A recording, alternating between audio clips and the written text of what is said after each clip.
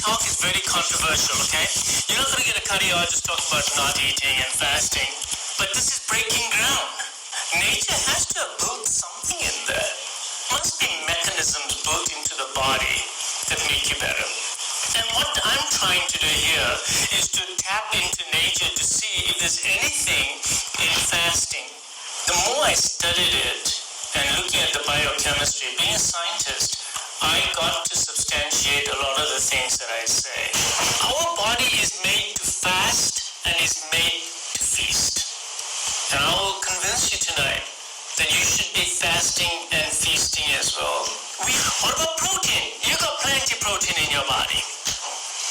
What about vitamins? You got at least a month's worth of vitamins in your body. What about energy? How much fat do I have? Do you know that I have enough fat in my body to last me at least 40 days? So I have plenty of energy in me. I have about 50,000 calories stored inside me, which can be used. But I need to unlock those calories in the form of fat. So for the first 12 hours, I'm not going to use the fat. I'm going to use up my glycogen stores. How am I going to feel? I'm going to feel okay, unless I'm a junkie. Then I'm going to want to eat, that's junkiness. After 12 hours, what happens? You get gluconeogenesis. That means new glucose is being made. Protein is always being turned over in your body. But this time, the protein that's normally going to turn over turns into glucose. So your glucose level is maintained for another 12 hours or so.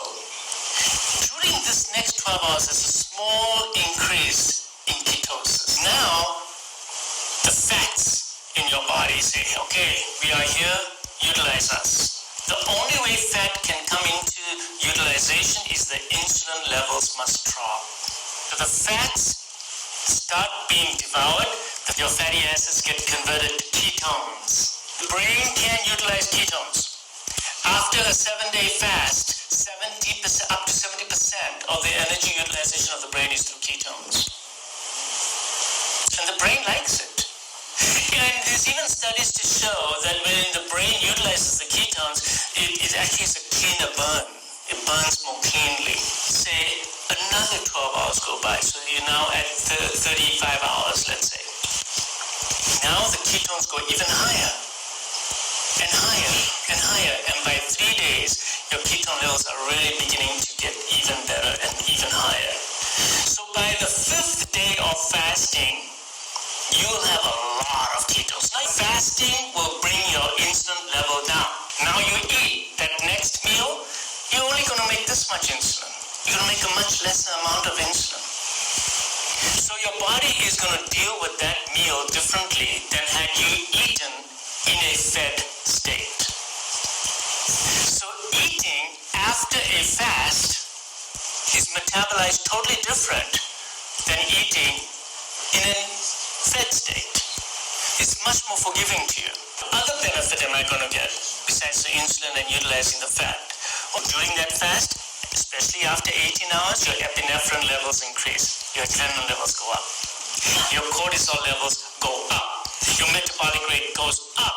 You start feeling better, more bushy, pale, bright-eyed. It's another thing that happens when you fast. You produce a stuff called brain-derived neurotropic factor. So what happens is that the body starts producing a hormone that goes to your brain and tells your brain, switch on. And you actually make new brain cells. You actually make new brain cells. It makes you better. It makes your brain better. What else does fasting do? Growth hormone. It was a 2-day fast in the study. A 2-day fast produced a 2,000% increase in your growth hormone production in a man and 1,300 in a woman. So it is the best way to boost your growth hormone level. Now why would I want growth hormone? Because growth hormone is the hormone that keeps you young.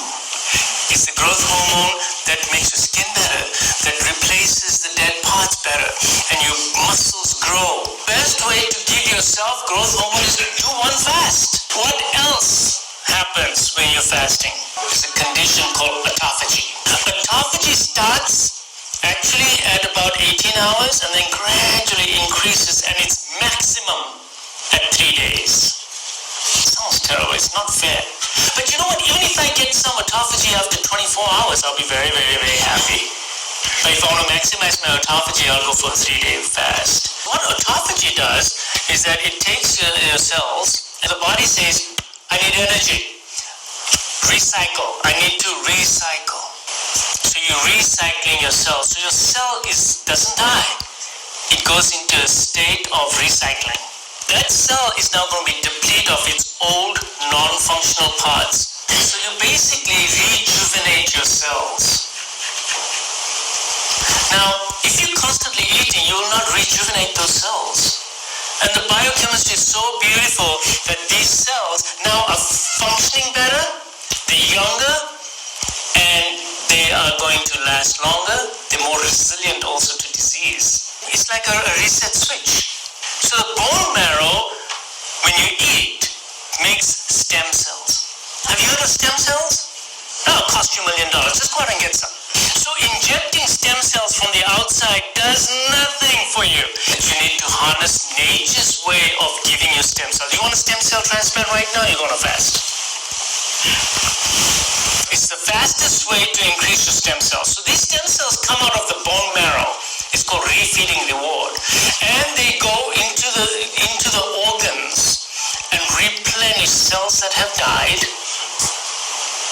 and change the machinery in those cells as well. So there's a whole rejuvenation process. You are a younger, better, more resilient person than you were before. So the next benefit, of course, is stem cell mobilization that occurs. And to get the maximum benefit of that, you can't just do, overnight fast. No, you really need to fast, because for the bone marrow to say, I'm going to come in and replace, you've got to really have reached that point of replacement. So you can't speed it up either. So the question is, can I do a 3-day fast? Of course I can do a 3-day fast. So when would I want autophagy? I would want autophagy, 1, just to live longer. Number 2, let me tell you something. If you do a 7-day water fast, the studies done in Boston at the university showed that your lifetime probability of getting cancer is reduced by more than 70%. Some studies even higher. Because the cells that are going to die off in the state of the fast are going to be your cancer cells. So if you just want general maintenance, you want to lose a little bit of weight, you want to stay healthy, you don't want to become a diabetic, you don't want diseases of modern man, then start eating less frequently. Start learning how to eat once a day in a 6-hour window period. No snacking in between, because every snack will increase your insulin levels and it breaks your fast and your ketogenesis as well. So on a daily basis, it will give you a little bit of autophagy, it will give you a little bit of ketosis, and you will burn fat. 36 hours is a magic number, and it's doable. To tell everybody to do a 3-day fast is kind of tough, or a 5-day fast. But people have done this. Some of my patients have done 7-day fasts. If you don't want disease, then don't get old. Don't get old.